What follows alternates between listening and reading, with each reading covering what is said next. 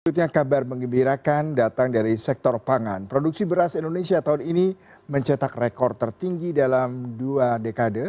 Tak hanya dari data resmi pemerintah, pengakuan juga datang dari lembaga internasional.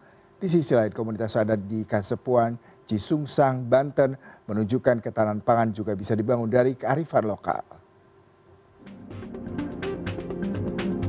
Di tengah tekanan global terhadap pangan, Indonesia justru mencatatkan tonggak sejarah baru dalam produksi beras. Laporan terbaru dari Departemen Pertanian Amerika Serikat menyebut, tahun ini Indonesia diperkirakan akan memproduksi 34,6 juta ton beras, naik tajam dibandingkan tahun sebelumnya. Capaian ini menempatkan Indonesia sebagai negara produsen beras terbesar di kawasan ASEAN, mengungguli Vietnam dan Thailand yang selama ini dikenal sebagai lumbung beras regional. Peningkatan produksi ini tak lepas dari kinerja sektor pertanian yang disebut Menteri Pertanian Andi Amran Sulaiman sebagai yang terbaik dalam 23 tahun terakhir.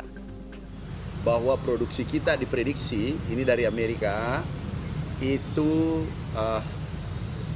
34,6 juta ton. Dari 30 juta ton berarti ada kenaikan yang luar biasa.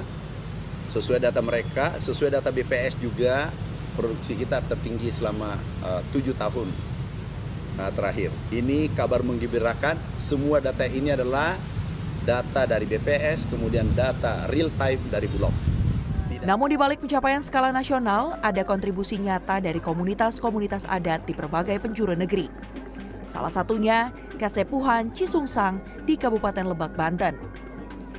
Di lahan-lahan pertanian warisan leluhur, masyarakat adat mampu menghasilkan 49.300 ton padi setiap tahunnya, hasil dari siklus tanam 2 kali. Sebagai bentuk dukungan, pemerintah pusat memberikan bantuan alat dan modal pertanian sirkular yang menggabungkan pertanian, peternakan, dan konservasi alam secara terpadu. Agar kita bisa lebih cepat ya untuk menangani berbagai persoalan. Nah, khususnya adalah di bidang ketahanan pangan. Nah, karena sebagaimana kita tahu Presiden Prabowo Subianto telah mencanangkan dalam nawacitanya, cita-citanya yaitu membangun ketahanan pangan. Nah, untuk produksi pangan ini harus menggerakkan elemen rakyat. Ya, pangan tidak boleh kemudian diswastanisasi secara menyeluruh. Karena nanti kalau pangan itu ada di tangan swastanisasi, akhirnya rakyat akan membeli kan.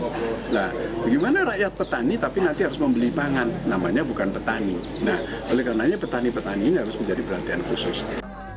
Muhammad Mardiono mengungkapkan, Kasepuhan Cisungsang telah membuktikan bahwa ketahanan pangan dapat terwujud, bukan hanya dengan teknologi modern saja, tetapi juga melalui kearifan yang diwariskan turun-temurun.